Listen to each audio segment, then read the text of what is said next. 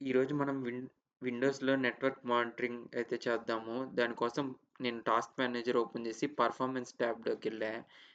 అక్కడ నాకు open resource monitor అనే ఒక ఆప్షన్ అయితే ఉంటుంది. ఇది విండోస్ 11లో అయితే మీకు టాప్‌లో అయితే కనబడుతుంది.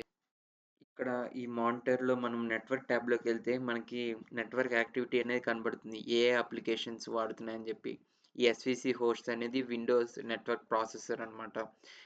విండోస్‌కి నెట్వర్క్ అనేది అందిస్తుంది.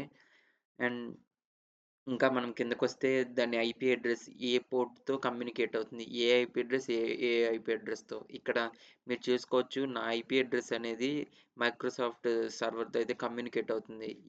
ఏ ఓపెన్ పోర్ట్స్ ఉన్నా కూడా మనకిక్కడ కనబడుతుందనమాట. ఇక్కడ టీసీపీ పోర్ట్స్ అయితే కొన్ని పింగ్ చేస్తున్నాయి చూడండి. ఇక్కడ మీరు బాగా గమనించినట్టయితే MS edge and search dot EXE ఈ యాప్స్ అన్నీ రన్ అవుతున్నాయి. ఎంఎస్ ఎడ్జ్ అంటే బ్రౌజర్, సెర్చ్ డాట్ ఈఎక్స్ఈ అంటే యాడ్స్